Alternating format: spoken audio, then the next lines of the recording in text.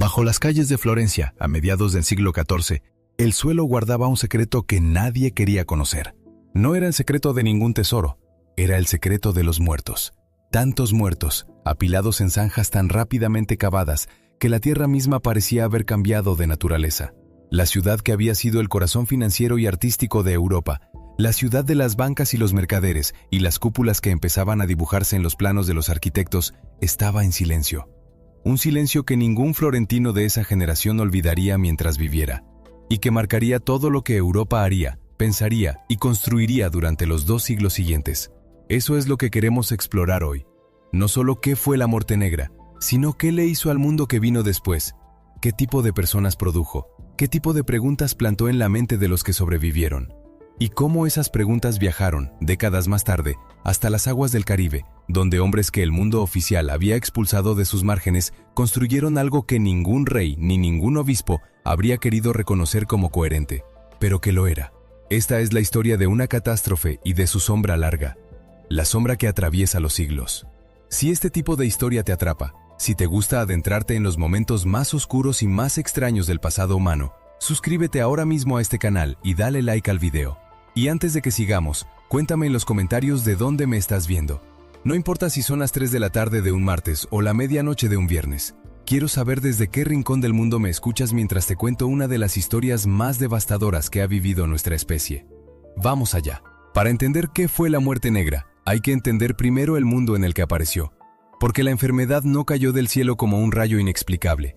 Viajó a lomos de un sistema de rutas comerciales que conectaba China con el Mediterráneo, que movía seda, especias, plata y porcelana a lo largo de miles de kilómetros. La ruta de la seda no era un camino, era una red viva, un sistema nervioso del mundo medieval que palpitaba con el movimiento constante de mercaderes, camellos, caravanas y noticias. Y en algún punto de ese sistema, en algún lugar entre las estepas de Asia Central y las costas del Mar Negro, algo salió mal, terriblemente mal. Los historiadores debaten todavía sobre el origen exacto. Las evidencias más antiguas apuntan a Asia Central, posiblemente a la región que hoy ocupan Kirguistán y Kazajistán. Hay registros de muertes masivas en esas zonas en la década de 1340. La bacteria que causaba todo aquello, la Yersinia pestis, llevaba siglos conviviendo con roedores de las estepas. Era una presencia endémica en esas poblaciones animales. El problema fue cuando el equilibrio se rompió, cuando los humanos y sus animales domésticos entraron en contacto con esas reservas naturales de enfermedad. Cuando las pulgas saltaron del roedor salvaje al ratón de campo, del ratón de campo a la rata negra, y de la rata negra al barco mercante. Una pulga, un insecto que no mide ni 3 milímetros. Eso fue el vector que cambió la historia de la humanidad. La ruta de la enfermedad siguió exactamente la ruta del dinero. Desde Asia Central hasta los puertos del Mar Negro, dominados entonces por comerciantes genoveses. Cafa, la ciudad que hoy llamamos Feodosia, en Crimea, era una de las joyas de ese comercio genovés. Un puerto bullicioso, rico, conectado con el mundo. Y fue allí donde ocurrió algo que el notario genovés Gabriele de Musis recogió en una crónica que todavía hoy resulta escalofriante, aunque los historiadores modernos debaten hasta qué punto es literal o exagerada literariamente. Según ese relato, en el año 1346, el kan mongol Janibek, al frente del ejército del Kanato de la Horda de Oro, sitiaba Cafa. Las murallas genovesas resistían. Y mientras tanto, en el campamento mongol, empezaban a morir hombres. No en combate, con bubas en el cuello y la ingle, con fiebre que los consumía en días. Janibek, según de Musis, ordenó que los cadáveres de sus soldados muertos por la enfermedad fueran catapultados por encima de las murallas. Los genoveses los arrojaban al mar tan rápido como podían, pero era demasiado tarde. La tradición histórica lo cita como uno de los primeros ejemplos documentados de guerra biológica, aunque la fuente es única y debe leerse con la distancia crítica que merece cualquier crónica medieval. Lo que sí es indudable es lo que ocurrió después. Los comerciantes genoveses que sobrevivieron al asedio embarcaron con rumbo a Europa. Querían escapar, querían volver a casa, a Génova, a Venecia, a Sicilia. Lo que no sabían era que llevaban la muerte con ellos. En las bodegas de sus barcos, entre los fardos de mercancía, viajaban las ratas. En las ratas, las pulgas. En las pulgas, la Yersinia pestis. En octubre de 1347, 12 barcos genoveses llegaron al puerto siciliano de Mesina. El funcionario portuario que se acercó a recibirlos encontró algo que nunca había visto. La mayoría de los marineros estaban muertos. Los que aún vivían estaban cubiertos de tumores negros que supuraban sangre y pus. Las autoridades de Mesina expulsaron los barcos, pero era demasiado tarde. La enfermedad ya había tocado tierra. Nadie lo supo en ese momento, pero ese octubre de 1347, en ese puerto siciliano, comenzó el capítulo más mortífero de la historia de Europa. Desde Sicilia, la enfermedad se propagó hacia el norte y hacia el oeste con una velocidad que todavía hoy resulta difícil de comprender. No porque la gente viajara rápido en el siglo XIV, sino porque viajaban mucho más de lo que imaginamos. Las rutas comerciales que habían construido el mundo medieval se convirtieron en autopistas para la muerte. Génova, Pisa, Florencia, Marsella, Barcelona, Valencia, Lisboa, París, Londres. Todo en menos de 3 años. La velocidad no era solo física, era también psicológica. La enfermedad llegaba y la gente huía. Al huir, la llevaban con ellos. Un mercader que escapaba de Florencia se refugiaba en una ciudad más pequeña. Un soldado que desertaba de un campo donde los hombres caían enfermos llevaba las pulgas en su ropa. Una familia que buscaba refugio en el campo lo encontraba, sí, pero solo durante un tiempo. Hablemos de qué significaba enfermar, porque en este tipo de historia los números se citan mucho y se sienten poco. Y lo que pasaba dentro de un cuerpo infectado por la Yersinia pestis merece ser descrito con toda su crudeza. No como morbo, como respeto, como memoria de lo que sufrieron millones de personas reales. El periodo de incubación era corto, entre 3 y 6 días, lo que significa que podías sentirte perfectamente bien un lunes, tener fiebre el miércoles y estar agonizando el viernes. La enfermedad empezaba con síntomas que podían confundirse con un resfriado grave, fiebre alta, dolor de cabeza intenso, náuseas. Pero entonces venía lo que nadie olvidaba una vez que lo veía: los bubones. Inflamaciones del tamaño de una naranja que aparecían en el cuello, las axilas o la ingle. Duras, calientes, dolorosísimas al tacto. Negras o violáceas, como si la piel se estuviera muriendo desde dentro. Los contemporáneos las llamaban apostemas y su aparición era considerada señal de muerte casi segura. En algunos casos la bacteria atacaba el sistema circulatorio directamente, sin formar bubones. Esa era la forma septicémica y era la más rápida. La piel se oscurecía por las hemorragias internas. El cuerpo se teñía mientras la persona todavía vivía. Y existía también la forma neumónica, cuando la bacteria llegaba a los pulmones. Esa podía contagiarse directamente de persona a persona, sin necesidad de pulgas. Una tosida, un aliento. La tasa de mortalidad de esa forma era prácticamente absoluta. El médico Guy de Chauliac, que ejerció en Aviñón durante la epidemia y sobrevivió para contarlo, escribió que la gente moría tan rápido que los vivos apenas tenían tiempo de enterrar a los muertos. Que los sacerdotes se negaban a dar la extremaunción porque sabían que era una sentencia para ellos también. Que los notarios se negaban a redactar testamentos. Que los médicos se declaraban impotentes. Tenía razón. La medicina medieval no tenía ninguna herramienta para enfrentarse a lo que estaba ocurriendo. La teoría dominante era la de los miasmas. La idea de que las enfermedades se producían por el aire corrompido, por los vapores malignos que emanaban de los pantanos, de los cadáveres, de las alineaciones planetarias desfavorables. Los médicos más importantes de Europa, reunidos en la Universidad de París en el año 1348 por orden del rey Felipe VI de Francia, concluyeron que la causa era una conjunción de Saturno, Júpiter y Marte, que había corrompido el aire y los humores de los cuerpos humanos. La solución que propusieron fue quemar hierbas aromáticas, evitar el baño, no comer determinados alimentos, llevar amuletos. Nada funcionó. Claro que no. La bacteria no estaba en el aire. Estaba en cada rincón del mundo cotidiano, en los sótanos de cada casa medieval, en los graneros, en los muelles, en los mercados. La medicina del siglo XIV no tenía ni el concepto ni el lenguaje para detectarla. Y aquí entra una de las paradojas más oscuras de toda esta historia. Las medidas que algunos tomaron por razones equivocadas resultaron ser accidentalmente correctas. La cuarentena, por ejemplo. La ciudad italiana de Ragusa, la actual Dubrovnik, fue una de las primeras en establecer un periodo obligatorio de aislamiento para los barcos que llegaban al puerto, llamado inicialmente Trentino, 30 días. Después ese periodo se extendió a 40 días. La palabra cuarentena viene del italiano quaranta, que significa 40. No lo hacían porque entendieran el contagio bacteriano, lo hacían porque habían observado que los barcos traían la muerte. La observación sin comprensión les salvó la vida. Pero eran excepciones. La regla era el caos. En Florencia, Giovanni Boccaccio lo vivió en primera persona y dejó una crónica que sigue siendo uno de los documentos más escalofriantes de la literatura universal. Describe cómo los vecinos abandonaban a sus propios familiares enfermos, cómo los padres dejaban a sus hijos, cómo los hijos huían de sus padres moribundos, cómo en las calles los cuerpos se apilaban frente a las puertas porque no había suficientes hombres para enterrarlos, cómo los enterradores cavaban zanjas enormes donde metían cuerpo tras cuerpo en capas. Florencia perdió entre la mitad y 2/3 de su población en pocos meses. La ciudad, que había sido un centro financiero y artístico de primera magnitud, quedó reducida a una sombra de lo que había sido.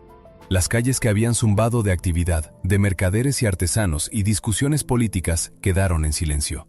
Ese silencio fue lo que más impresionó a los sobrevivientes. No el olor, no los cuerpos. El silencio. No todas las ciudades lo vivieron igual. Algunas regiones fueron azotadas con una ferocidad increíble. Otras, por razones que todavía debatimos, quedaron relativamente a salvo. Milán perdió menos población que Florencia, posiblemente porque sus autoridades tomaron medidas de aislamiento más drásticas y tempranas.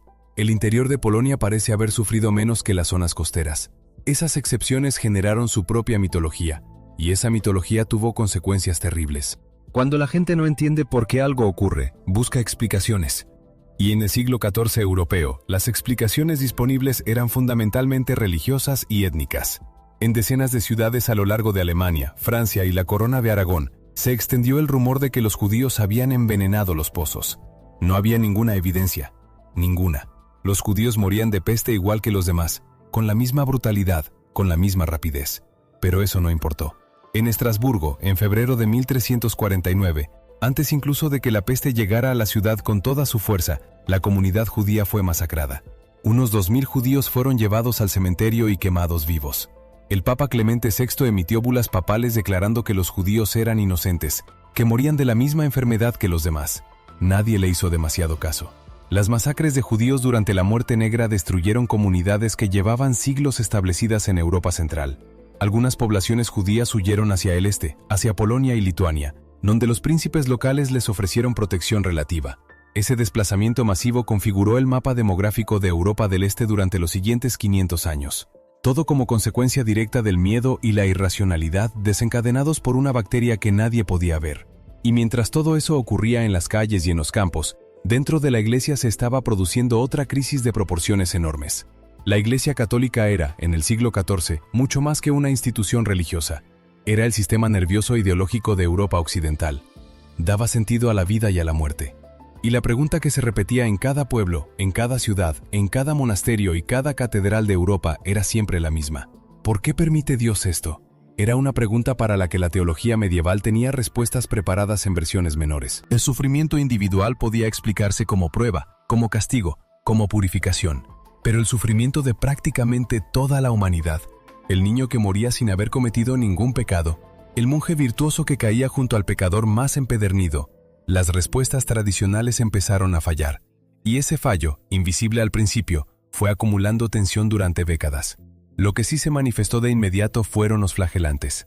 Grupos de hombres, a veces cientos de ellos, que recorrían las ciudades y los caminos de Europa golpeándose públicamente con látigos y cadenas para hacer penitencia. La idea era que si la plaga era el castigo de Dios, la respuesta correcta era el sufrimiento voluntario del cuerpo. Marchaban en procesiones que podían durar semanas, deteniéndose en las plazas para sus rituales de automortificación. Sus líderes empezaban a predicar que la penitencia directa hacía innecesaria la mediación de los sacerdotes, que la iglesia institucional, que no había podido proteger a su rebaño, no era necesaria para la salvación.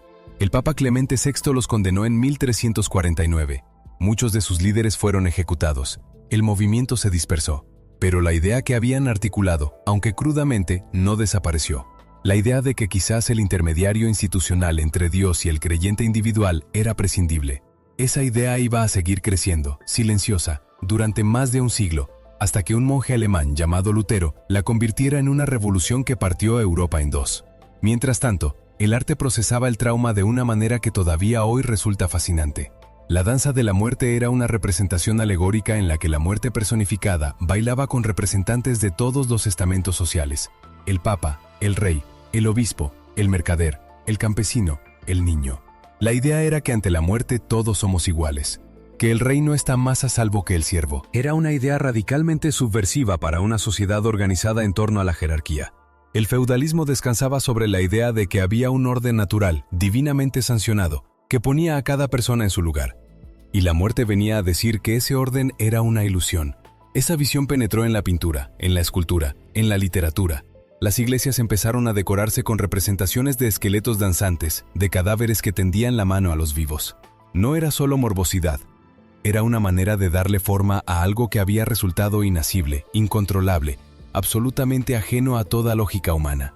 El arte, en los peores momentos de la historia humana, ha sido siempre una de las pocas respuestas que tienen sentido. Los historiadores modernos estiman que entre 1/3 y la mitad de la población de Europa murió durante la Muerte Negra.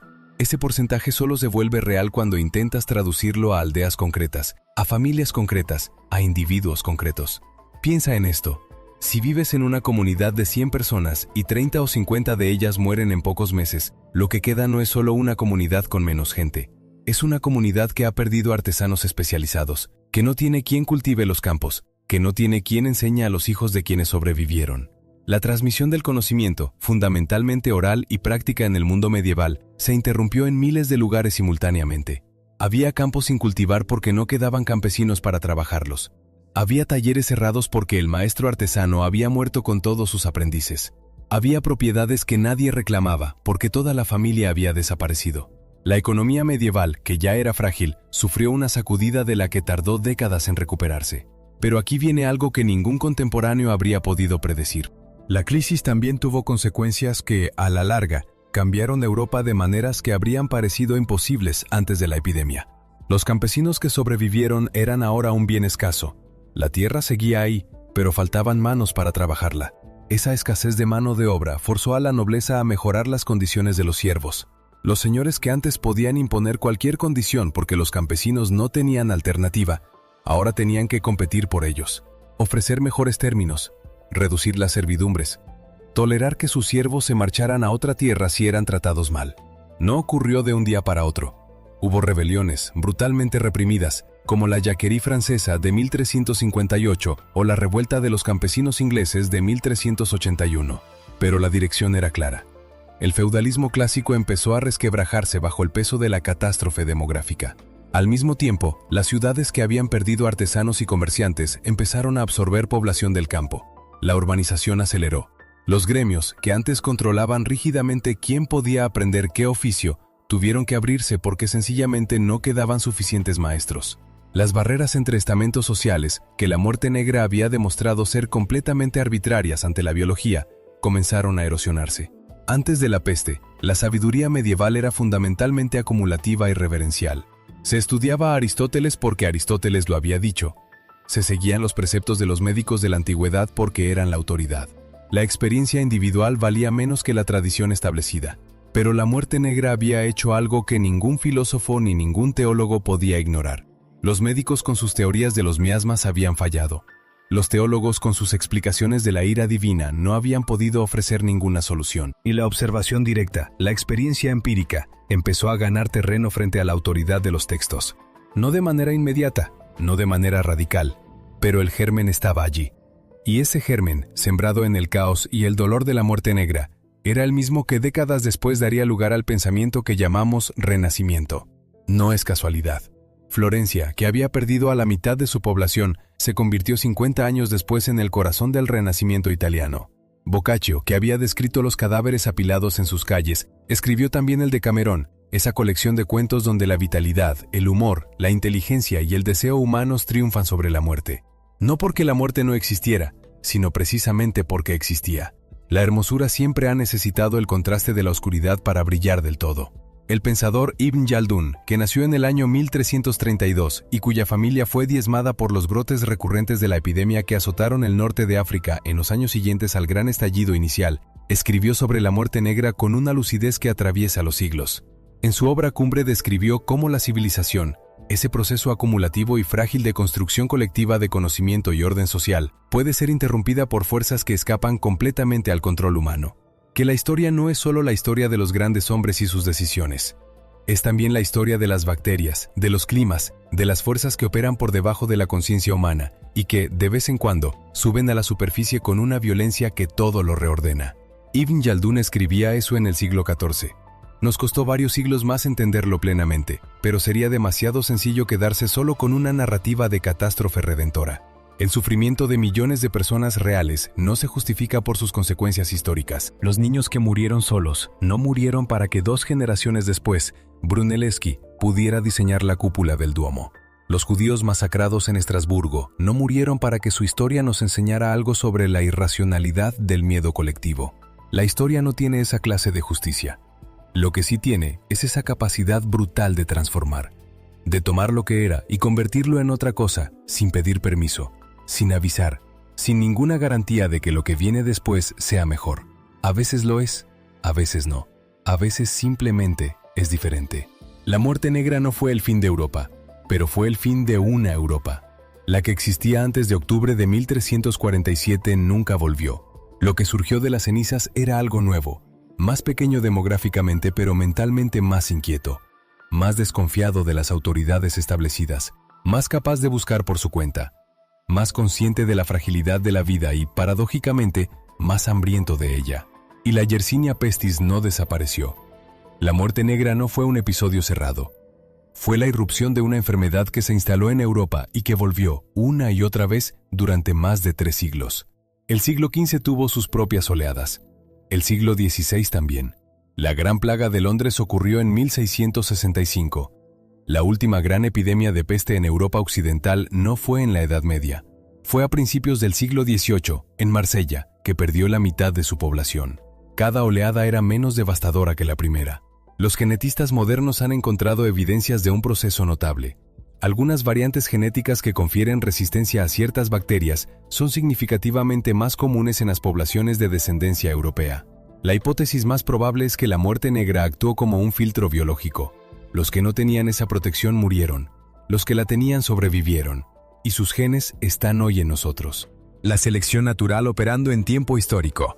Cuando digo en nosotros, no lo digo solo en sentido biológico, lo digo en sentido cultural, colectivo. La muerte negra está en nuestra relación con la enfermedad y con la medicina. Está en la palabra cuarentena que usamos todavía hoy. Está en las representaciones artísticas del apocalipsis que siguen resonando en el cine, en la literatura, en los videojuegos. Está en la pregunta que los europeos del siglo XIV no pudieron responder y que todavía nos hacemos. ¿Por qué la catástrofe cae donde cae, sin lógica aparente, sin distinguir entre el inocente y el culpable? La muerte negra también transformó un aspecto del mundo que tiene una conexión directa con lo que ocurrió décadas después en el Caribe. Al diezmar la población trabajadora de Europa, al crear esa escasez de mano de obra que forzó a renegociar las condiciones del feudalismo, también aceleró algo que ya estaba en marcha: la búsqueda de nuevas rutas comerciales, de nuevos mercados, de nuevas fuentes de riqueza que compensaran lo perdido. El mundo conocido se había demostrado insuficiente y mortal. Tal vez más allá de los mares conocidos había algo diferente. No fue la única causa de la expansión oceánica europea, pero fue uno de los empujes. La Europa que lanzó sus barcos al Atlántico a finales del siglo XV era una Europa que llevaba 100 años aprendiendo que el orden antiguo podía derrumbarse de un día para otro, que la certeza era una ilusión, y que en los márgenes, en los bordes de lo conocido, podía haber tanto peligro como oportunidad. Lo que encontraron al cruzar el océano fue exactamente eso, ambas cosas a la vez. El Caribe que emergió de los primeros siglos de colonización española era un mundo que giraba alrededor de una palabra: plata. La plata de las minas de Perú y México cruzaba el istmo de Panamá, embarcaba en Portobelo y viajaba en las bodegas de los galeones de la flota anual hacia Sevilla. Era el flujo sanguíneo del Imperio Español, y como todo flujo sanguíneo, era vulnerable en los puntos donde se estrechaba o donde tenía que reducir la velocidad. Los primeros que lo entendieron no fueron piratas en el sentido romántico de la palabra. Fueron estados europeos que usaban la violencia privada como instrumento de política exterior.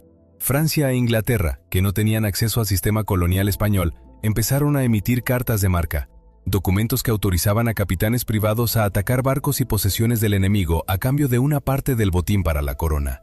La línea entre corsario legal y pirata ilegal era en ese sistema completamente política. El mismo acto de violencia era legítimo con el papel firmado y criminal sin él. Pero más allá de esa frontera legal vivían hombres que no tenían ni papel ni patrón. Hombres que el mundo oficial había expulsado de sus márgenes y que navegaban en los márgenes del mundo. Eran desertores de ejércitos europeos que habían sobrevivido guerras que no eran suyas. Marineros abandonados en puertos extraños cuando su barco naufragó o cuando su capitán decidió que ya no los necesitaba. Siervos fugados, condenados que habían escapado de presidios españoles, hugonotes franceses perseguidos por su fe, irlandeses que huían de la ocupación inglesa, gente que no tenía nada, y que, contra todo pronóstico, construyó algo. No un reino, pero sí un sistema. Un conjunto de reglas tan precisas, tan detalladas y tan seriamente aplicadas que hacían palidecer los contratos mercantiles de muchas ciudades europeas de la época. Lo llamaban la chasse-partie, el acuerdo de cacería. Era el contrato que todos los miembros de una tripulación firmaban o marcaban con su señal si no sabían leer, antes de zarpar. Lo que ese documento establecía habría resultado escandaloso en la Europa de los reyes absolutos. La distribución del botín acordada democráticamente antes de que existiera ningún botín. El capitán recibía más que los demás, sí, pero no porque fuera el capitán por derecho de nacimiento o de título, sino porque la tripulación lo había votado para ese puesto, y podían desvotarlo. Si un capitán perdía la confianza de su tripulación, si tomaba decisiones cobardes o injustas, si se apropiaba de más de lo que le correspondía, podía ser destituido en el mismo barco, en mitad del mar, por votación de los hombres que navegaban con él. Eso, en el siglo XVII, era algo prácticamente sin precedentes en ningún sistema político conocido. El reparto del botín seguía una lógica que hoy podríamos llamar seguro social. Los heridos en combate recibían compensaciones específicas antes del reparto general. Perder el ojo derecho valía una cantidad determinada. Perder la mano derecha, más todavía. Quedar completamente incapacitado para el trabajo era la compensación mayor de todas. No era caridad. Era un sistema de compensación laboral acordado contractualmente entre iguales. Los piratas, que la historia oficial describe como la antítesis de la civilización, habían inventado algo que los estados europeos no ofrecerían a sus trabajadores hasta el siglo XX. La igualdad no era abstracta, era aritmética, era práctica. Era el único pegamento que podía mantener unida a una tripulación de hombres que no tenían nada más en común que el barco bajo sus pies y el horizonte delante. Dentro del barco, las reglas eran igualmente precisas. El juego estaba prohibido durante las operaciones, porque el juego creaba deudas y las deudas creaban rencores, y los rencores destruían la cohesión. Las peleas internas se resolvían en tierra, no a bordo, donde una riña podía costar el barco entero. El robo entre compañeros era castigado con una severidad que no dejaba lugar a dudas. El hombre que robaba a sus propios camaradas era abandonado en un islote desierto. Era un castigo que prolongaba el sufrimiento y que dejaba al castigado tiempo suficiente para pensar en lo que había hecho. Los filibusteros necesitaban una tierra, un lugar donde anclar, reparar barcos, curar heridas, comerciar el botín. Y lo encontraron en una isla que no aparecía como prioridad en ningún mapa de ninguna potencia colonial. La Tortuga. Se asoma frente a la costa noroeste de lo que hoy es Haití. No es grande, apenas 46 kilómetros de largo por 10 de ancho en su punto más amplio. Vista desde el mar tiene el perfil de una tortuga que nada hacia el horizonte. Los españoles la habían considerado de segundo orden y se concentraron en las posesiones más ricas. Ese fue su error. La Tortuga tenía lo que importaba: una posición en el camino de las rutas comerciales del Caribe, una bahía en su costa sur que ofrecía abrigo natural y un interior montañoso que hacía casi imposible un ataque por tierra si los defensores conocían el terreno. Los primeros en establecerse allí de manera permanente fueron los bucaneros.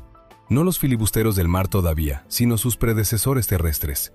Hombres que habían llegado a la Española y se habían internado en sus bosques aprendiendo a cazar el ganado salvaje que los españoles habían introducido décadas antes.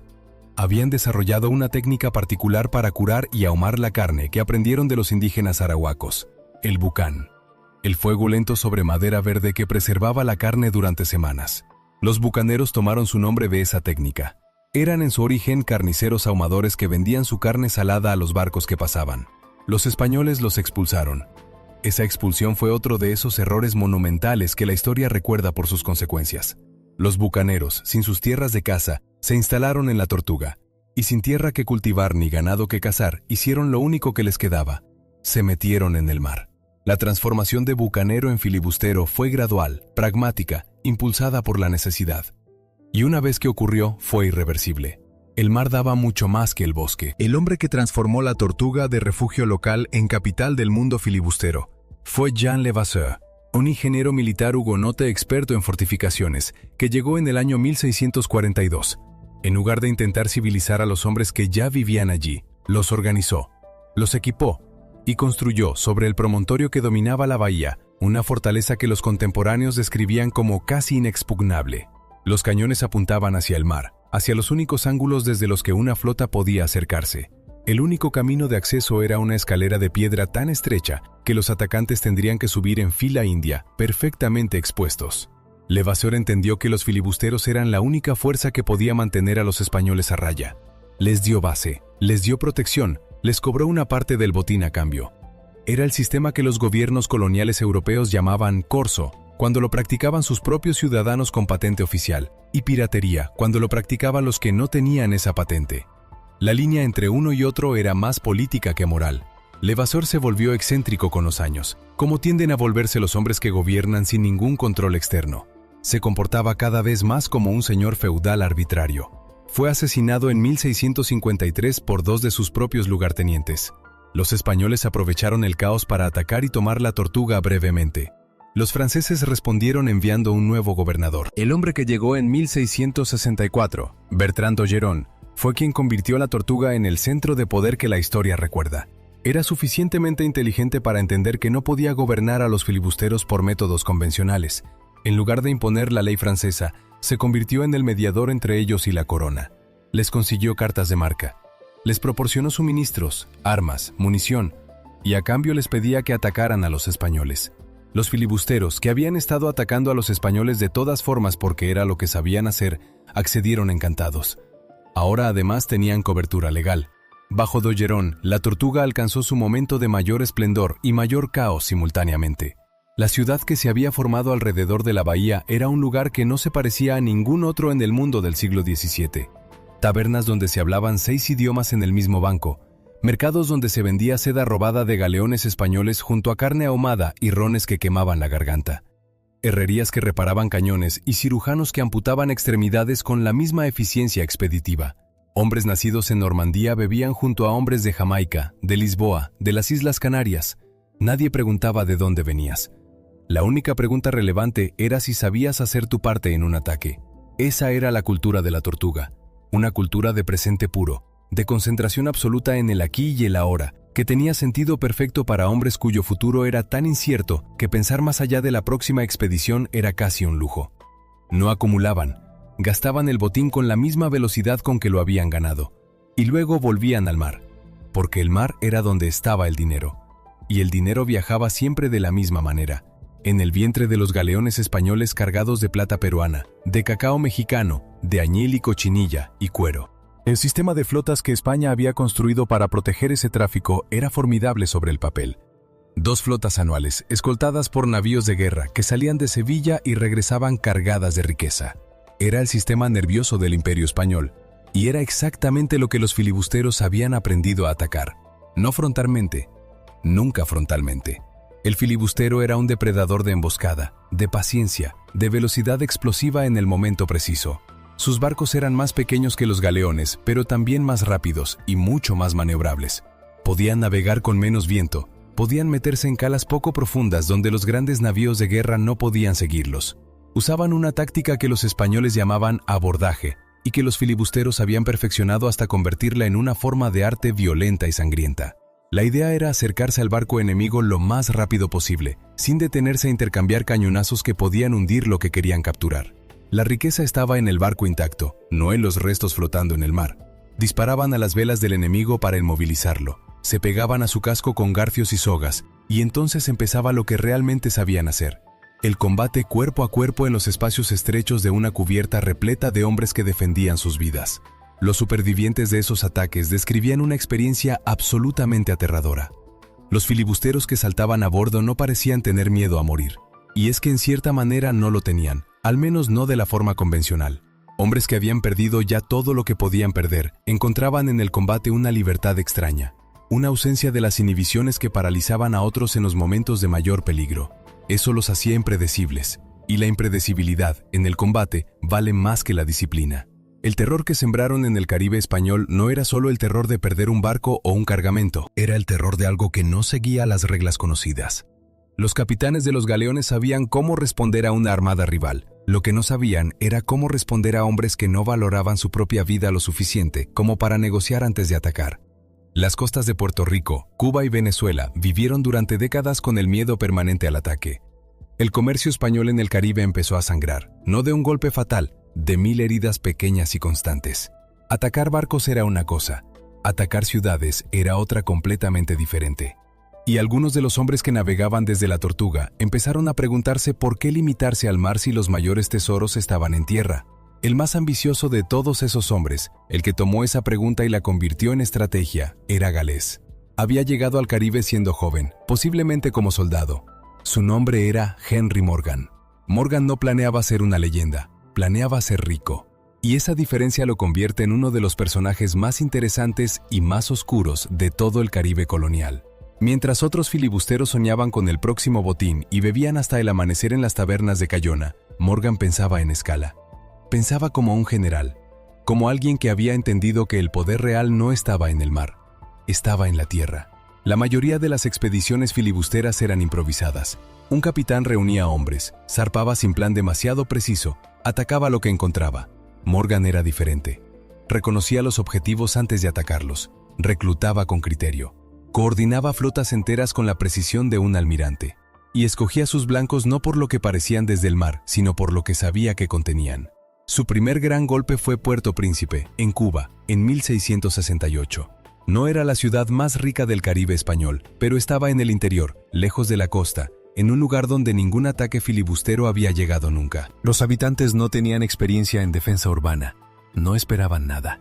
Eso era exactamente lo que Morgan quería. El elemento de la sorpresa aplicado a escala geográfica. Portobelo fue el siguiente.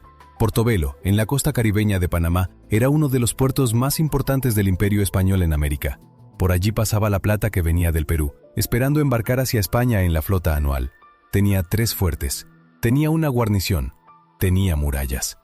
Era el tipo de objetivo que un filibustero sensato habría descartado como demasiado peligroso. Morgan lo tomó en menos de 2 días. Lo hizo de noche, con una flotilla de canoas que remaron en silencio hacia la costa, evitando la vigilancia de los fuertes. Los cuerpos de sus hombres escalaron las murallas antes de que los defensores pudieran organizarse. El gobernador español, antes de morir, le preguntó con qué armas había conseguido tomar una ciudad tan bien defendida. Morgan le envió una pistola y le dijo que dentro de un año volvería a buscarla. Era el tipo de fanfarronería que funciona cuando viene respaldada por resultados reales. Pero fue la toma de Panamá, en 1671, lo que convirtió a Morgan en algo más que un corsario exitoso. Panamá era la ciudad más importante de la costa del Pacífico sudamericano, el corazón logístico del Imperio Español en América del Sur. Tomarla no era una operación de pillaje, era un acto de guerra estratégica de primer orden. Morgan cruzó el istmo de Panamá a pie, con más de 1000 hombres, a través de una selva que no aparecía en ningún mapa europeo. El viaje duró semanas. Los hombres pasaron hambre porque las tropas españolas habían quemado los depósitos de víveres en su retirada. Comieron cuero hervido, comieron hierba, continuaron. Cuando llegaron a la llanura frente a Panamá, derrotaron al ejército español que los esperaba no porque tuvieran más hombres ni mejor armamento, sino porque los españoles cometieron un error que resultó ser un desastre monumental. Lanzaron una manada de toros contra la formación de Morgan, esperando que desorganizara a los atacantes. Los toros, aterrorizados por el ruido de los disparos, se dieron la vuelta y cargaron contra la propia línea española. La ciudad ardió. No está del todo claro si fue Morgan quien la incendió o si fueron los propios defensores, que habrían prendido fuego a los almacenes para evitar que el botín cayera en manos de los atacantes. Probablemente ocurrió algo de ambas cosas en el caos de esas horas. Lo que está claro es que Panamá, una de las ciudades más ricas del continente americano, quedó reducida a cenizas. Morgan regresó a Jamaica como héroe. Luego viajó a Londres, donde en lugar de ser juzgado, fue nombrado caballero. Sir Henry Morgan, gobernador adjunto de Jamaica, el hombre que había pasado décadas atacando el Imperio Español, fue recompensado con lo que siempre había querido: legitimidad, posición y tierra. Esa recompensa tenía un precio. Desde su nueva posición, Morgan se convirtió en el perseguidor más implacable de los filibusteros que él mismo había liderado. No por ingratitud exactamente, por lógica. El sistema colonial que ahora lo sostenía necesitaba estabilidad comercial. Los filibusteros, que no distinguían entre banderas cuando veían un barco cargado de mercancía, eran tan peligrosos para el comercio inglés como para el español. Morgan firmó órdenes de arresto contra hombres con los que había compartido mesa y botín. Supervisó ejecuciones de capitanes que habían navegado bajo su mando. Era la traición perfecta y perfectamente racional de alguien que había entendido que el poder tiene sus propias reglas, completamente distintas a las de la Chasse-Party. Mientras tanto, las circunstancias estaban cambiando de maneras que ningún filibustero podía controlar desde su barco. El Tratado de Madrid de 1670, firmado entre España e Inglaterra, había reconocido formalmente la soberanía inglesa sobre Jamaica y otras islas del Caribe. Inglaterra ya no necesitaba a los filibusteros como instrumento de presión geopolítica sobre España. El objetivo se había conseguido por vía diplomática. Los corsarios ingleses del Caribe habían cumplido su función histórica y eran ahora un anacronismo, en el mejor de los casos. En el peor, un problema. Francia siguió el mismo camino pocos años después. Las cartas de marca empezaron a escasear. Los gobernadores coloniales recibieron instrucciones de limitar, regular y eventualmente eliminar las actividades de los corsarios independientes. El mundo estaba cambiando. Las potencias europeas habían aprendido que podían obtener lo que querían del Caribe sin necesidad de los filibusteros. Ya tenían las islas, ya tenían las rutas comerciales, ya tenían los puertos. Lo que querían ahora era orden. Y el orden era incompatible con hombres que vivían de la violencia y no reconocían otra autoridad que el voto de su propia tripulación. España también había aprendido sus lecciones, de la manera más dolorosa posible. Su respuesta más eficaz no fue militar, fue administrativa. Comenzó a reformar el sistema de flotas, a diversificar las rutas, a construir nuevas fortalezas en puntos estratégicos que antes habían estado desprotegidos. Cartagena de Indias, que había sido saqueada repetidamente, se convirtió en una de las ciudades más fuertemente amuralladas del continente. Sus defensas resistieron todos los ataques posteriores. Y luego España hizo algo inteligente. Empezó a usar corsarios propios. Si no podías eliminar el corsarismo, podías al menos armarte con él. Los corsarios españoles del Caribe, muchos de ellos cubanos o venezolanos, conocían las aguas locales tan bien como los filibusteros y podían perseguirlos en su propio territorio. La presión se multiplicó desde todos los lados, las potencias retirando sus cartas de marca, los corsarios españoles cazando en los mismos mares. Y algo más que quizás fue el factor más decisivo, el ascenso de las plantaciones. El Caribe estaba transformando su economía más profunda. Las islas que antes eran bases de corzo estaban siendo convertidas en plantaciones de azúcar, de tabaco, de añil. Las plantaciones necesitaban lo que el mundo filibustero nunca había necesitado: estabilidad. Inversión a largo plazo, seguridad para que el capital fluyera. El dinero, ese motor silencioso de la historia, empujó en la misma dirección que la diplomacia y la fuerza militar, hacia el fin del mundo filibustero. La tortuga fue perdiendo importancia gradualmente. No hubo una batalla decisiva que la conquistara definitivamente. No hubo un momento dramático de rendición. Simplemente fue dejando de ser necesaria. Los filibusteros que antes llegaban cargados de botín tenían ahora cada vez menos botín que traer. Los mercaderes que compraban la mercancía robada se volvieron más cautelosos conforme las autoridades coloniales endurecían las penas. Los hombres que habían vivido de la violencia empezaron a dispersarse. Algunos se convirtieron en piratas puros, ya sin carta de marca, operando en los márgenes más peligrosos del océano. Otros se reconvirtieron en colonos. Otros simplemente desaparecieron, tragados por el mar, o por el alcohol, o por alguna escaramuza sin nombre que ninguna crónica registró.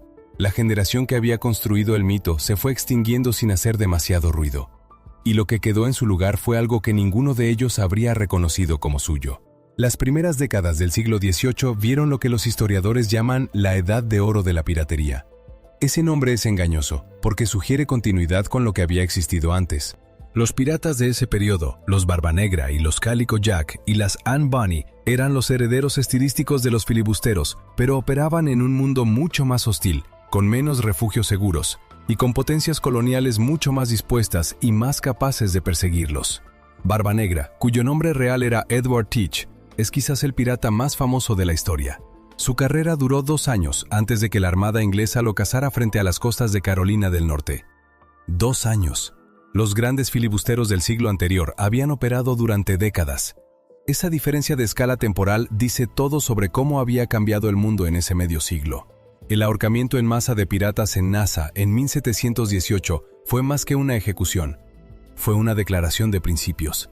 El Estado colonial moderno estaba afirmando su monopolio sobre la violencia en el mar.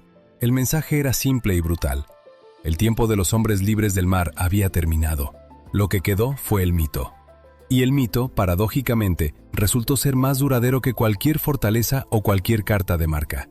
En 1724, apenas 6 años después de la campaña de Woodes Rogers, un escritor inglés llamado Charles Johnson publicó una obra que se convirtió inmediatamente en un éxito de la época.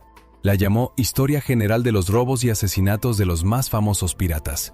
Era una colección de biografías de piratas reales, mezcladas con exageraciones, invenciones y detalles dramáticos de cosecha propia.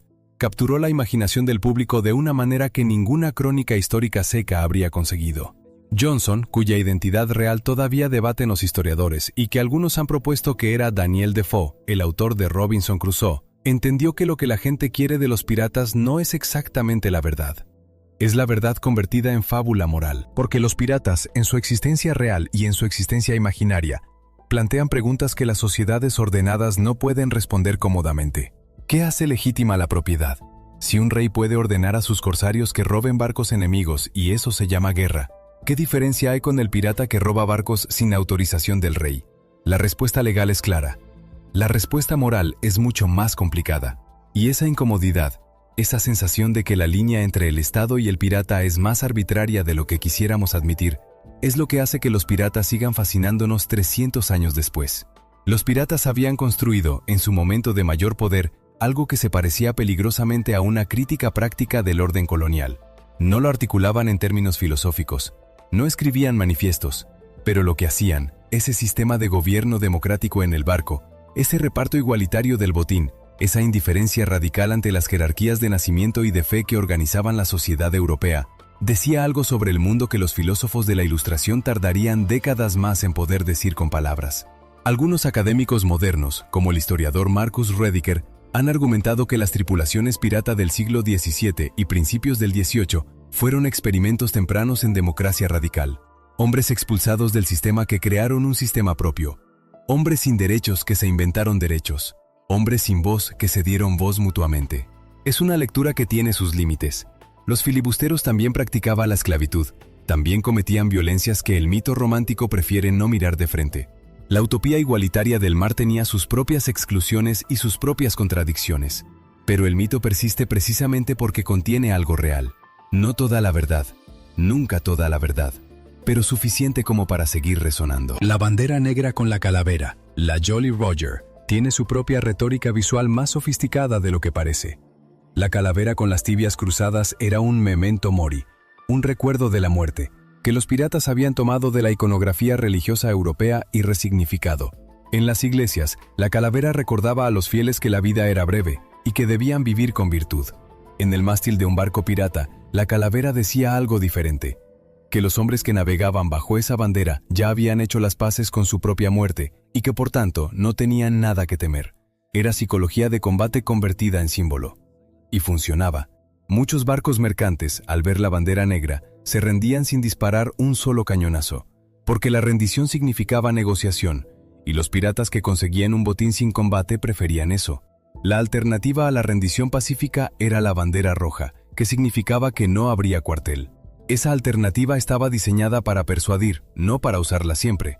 Los piratas habían entendido que el terror administrado estratégicamente es más eficiente que la fuerza bruta aplicada constantemente.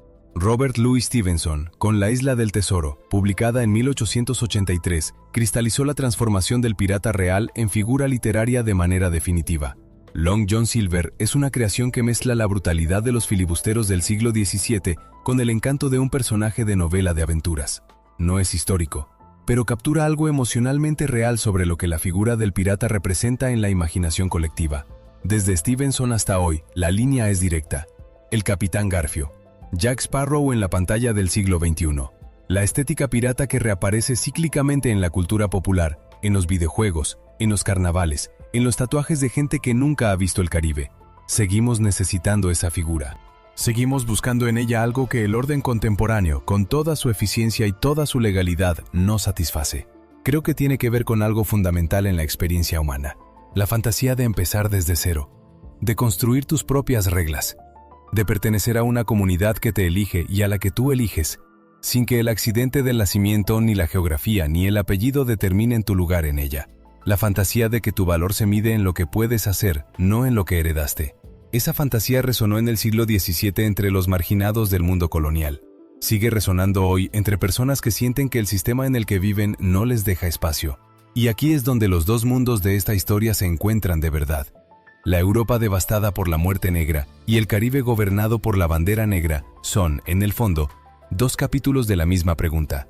La pregunta de qué ocurre cuando las certezas colapsan. Cuando las autoridades establecidas demuestran ser incapaces de proteger a quienes dicen proteger. Cuando los que quedan vivos tienen que inventar nuevas maneras de estar en el mundo con las manos vacías y el horizonte delante. Los supervivientes de la muerte negra enterraron a sus muertos, lloraron lo que perdieron y empezaron de nuevo. No porque tuvieran certeza de que iba a salir bien, sino porque era lo único que sabían hacer. Los bucaneros que se metieron al mar desde la Tortuga hicieron algo muy parecido desde otro punto de partida. Tomaron lo que no tenían y construyeron con ello un sistema que nadie les había enseñado, porque nadie que los hubiera enseñado los había querido. Las dos historias terminan igual de mal para sus protagonistas inmediatos. La muerte negra mató a millones. Los filibusteros acabaron ahorcados o dispersos. El orden los aplastó en ambos casos. Pero lo que dejaron detrás no muere tan fácilmente. Las preguntas que plantaron en el suelo de su tiempo siguieron creciendo mucho después de que ellos mismos desaparecieran. La Europa que sobrevivió la peste aprendió a desconfiar de las autoridades que no podían dar respuestas. Los hombres que navegaron bajo la chasse partie demostraron que era posible organizarse de otra manera, aunque esa demostración durara solo unas décadas. Nada de eso se traduce en justicia limpia ni en lecciones ordenadas. La historia no funciona así. Los niños muertos de peste no redimieron su muerte al fertilizar el suelo del Renacimiento. Los piratas ahorcados en Nassau no se convirtieron en mártires de ninguna causa que alguien haya ganado del todo todavía. Lo que sí ocurrió es que sus historias siguen vivas. En las palabras que usamos, en las instituciones que construimos, en las preguntas que no dejamos de hacernos sobre el poder y la legitimidad y lo que le debemos a los que navegan con nosotros. Lo que descansa bajo esas aguas del Caribe no es solo el hierro oxidado de los cañones hundidos ni los restos de los galeones que nunca llegaron a puerto. Es la memoria de una manera de estar en el mundo que el orden moderno decidió que era demasiado peligrosa para sobrevivir. Y lo que descansa bajo el suelo de Florencia, bajo las zanjas donde enterraron a los muertos de la muerte negra apilados como capas de tierra, no es solo hueso y polvo. Es también la memoria de un mundo que creyó que iba a durar para siempre y que no duró. La fragilidad de las certezas. La obstinación de los que siguen construyendo a pesar de todo. Eso es lo que une estos siglos, estas geografías. Estas historias que parecen separadas y no lo están. El mar sigue igual, azul, brillante, indiferente. Es el mismo horizonte que vieron los galeones cargados de plata y las ratas que llevaban la muerte en sus pulgas y los filibusteros que remaban en silencio hacia las costas que iban a saquear. Es el mismo horizonte que miraron los sobrevivientes de la muerte negra desde las colinas de Florencia, preguntándose qué quedaba del mundo que habían conocido y si valía la pena reconstruirlo. Vale la pena. Siempre ha valido la pena, aunque nunca quede garantía de cuánto tiempo va a durar lo que construimos.